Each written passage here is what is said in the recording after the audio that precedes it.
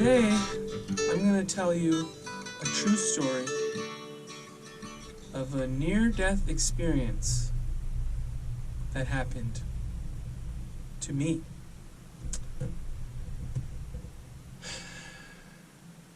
Where do we begin? On an island in the middle of the ocean. It was Hawaii. Actually, Kauai, which is the garden island. And I was in Kalalau. Okay, let me just rewind it. So, me and two friends, we were leaving from Ke'e, and we were going to swim into Kalalau. We didn't want to hike it this time. So,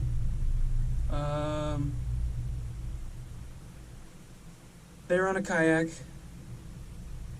and I was on a surfboard hanging on with a rope in the back of the kayak that was tied to the back of the kayak.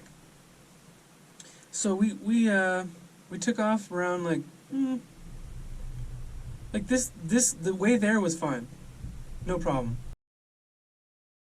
And then just went and then landed at the beach at night, and it was magical. It was so beautiful. There was a bonfire when we arrived, and everyone was just hugging us and showing us love. And people were playing drums and guitar and stuff. And, a bunch of different friends were there, and we're all jumping around, dancing around. It was awesome. And then there was a double moonbow. So the moon was out, and then there was two rainbows. I don't make this stuff up, guys. Reality is stranger than fiction, you know. So we had a great time in Kalalau. It was beautiful. I was showering, under the waterfall. No soaps, nothing chemical, just nice tea tree, tea tree oils, natural elements. We don't like to pollute the earth. And so it was great. We went to the temples, different areas. It was beautiful. This was after the helicopters took everyone's tent and got all the people out there. Kalalau, basically back in the day, people would retreat out there and basically kind of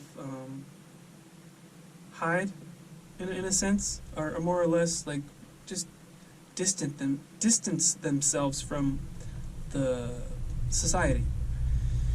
This was going on during the war in the 70s and different uprisings. People have been living out there a long time.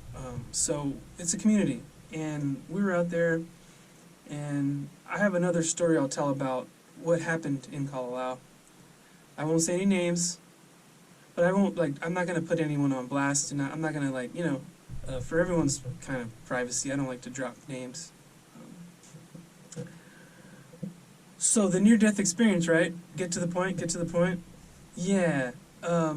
So we're leaving Kalalau, right? We're going back to, we're going to land in Polihali. So, yeah, we're going along the Nepali coast this time. And these are jagged-edged, sharp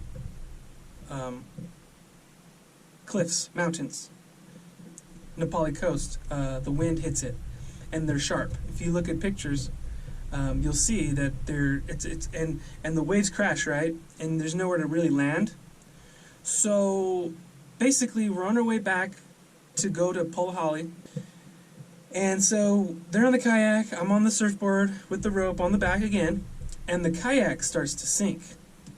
There's water getting inside the kayak. Well, the wave takes it, hits them with the kayak.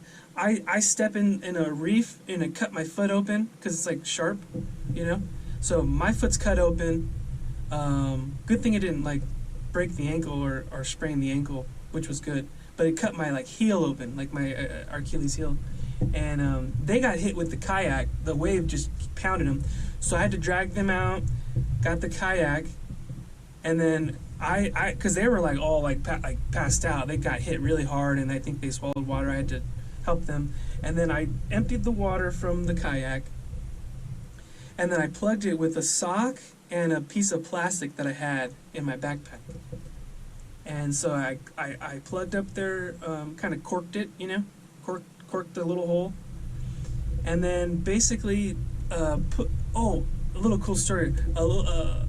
A seal came up to me, and he was like, moo, moo, moo, moo. He kept saying moo, moo, and I was like, the seal was like right up looking at me, like he was like a person. I was like, whoa. So, kind of, what do you call it? This is kind of little bit of a, what do they call that in a movie? Foreshadowing. There's a reason why seals get out of the water. Yeah, and we'll get to that in a second. So, I pushed them out with the kayak. I pushed them out on the kayak, and they're waiting for me, right? But the wave just like takes them, and I'm trying to get out there with my surfboard, and I'm paddling. I can't catch them. They're gone. The wave takes them. They're going. And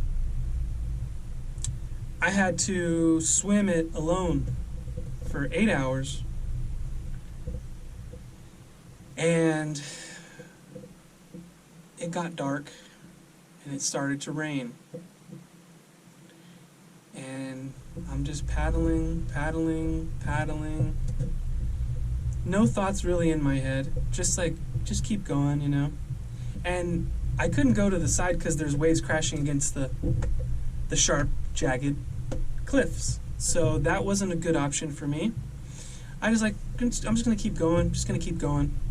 So I kept just going. And I started to feel something under me, I started to feel like I was surrounded by things. And I said to myself, don't even say it. Don't even say the word. I'm like, shh, nope. I was like, my mind would not process that there was sharks around me. I'm like, nope. So what I did, because I remembered that sharks don't like dolphins, which is probably a bad idea, I started whistling. I was like, I have to let them know I'm not a seal, I'm not something they could eat. So I started whistling, and I can whistle really loud. I was like, really loud. And my foot's bleeding, by the way, which is, my foot was cut open from the reef, And I'm like, well, I just like, nope, this isn't how I go. Just kept swimming. And, I found out I was like in a cove where there's sharks everywhere. And they're tiger sharks. They tend to bite. So I'm in there swimming for 8 hours, and I finally, somehow, some way,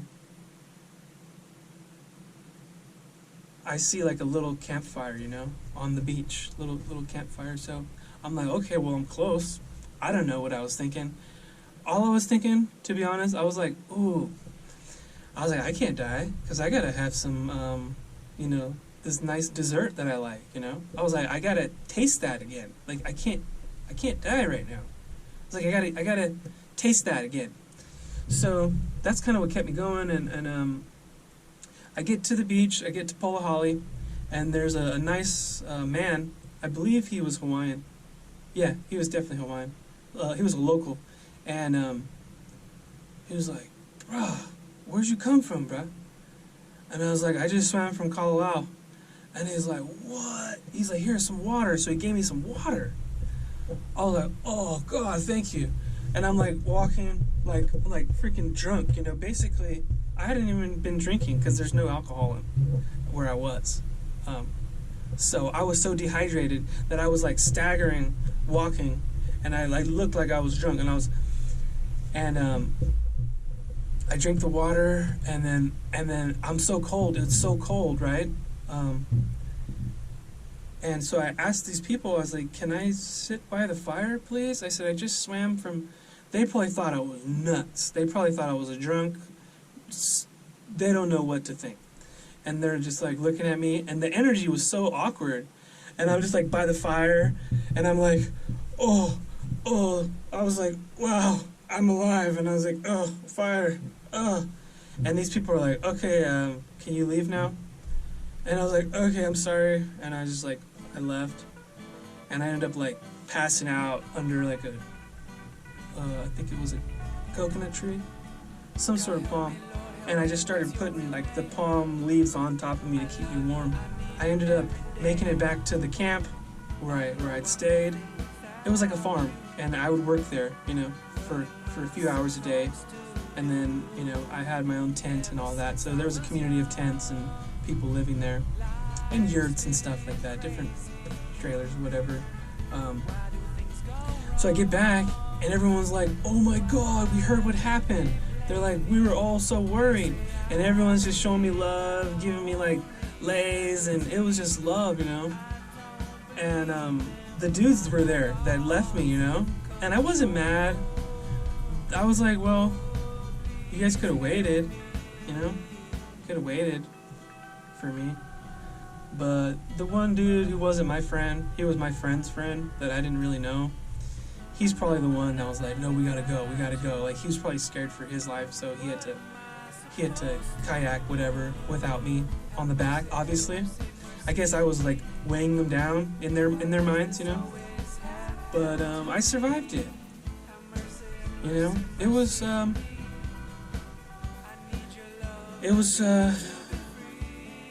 wow. I haven't thought about this story until I decided to tell it.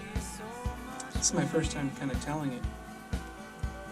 And now that I think about it,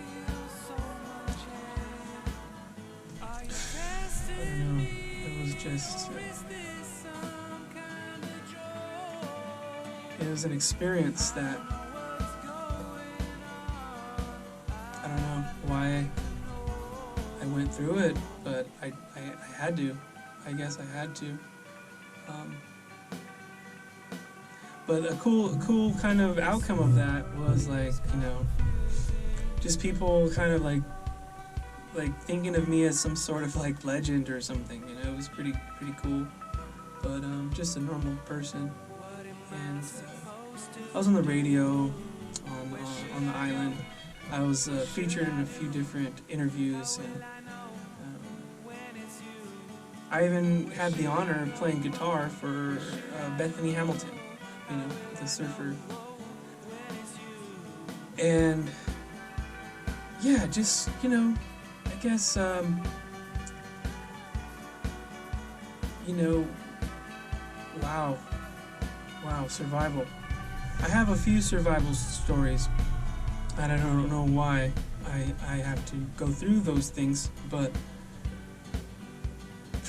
perseverance,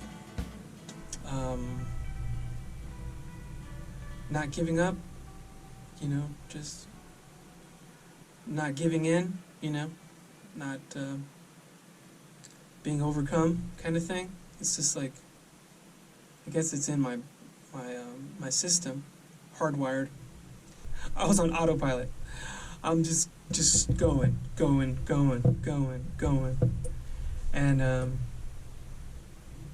yeah, the sharks didn't eat me, I guess. I don't know. I had blood coming out of my leg. Like, come on, you talk about bait. Like, I was just thrown out for bait. Like, completely set up to die. But that's not how it happened. But I have some really interesting, insightful stories that might encourage you to keep going, you know? You can do it. And I hope to see you guys again. Thanks for watching. And it's not goodbye. It's just see you later. I was born in a hospital across from the cemetery. Life and death, the balance is necessary. It's kind of scary knowing I'm just here temporary. We all return, so I'm prepared.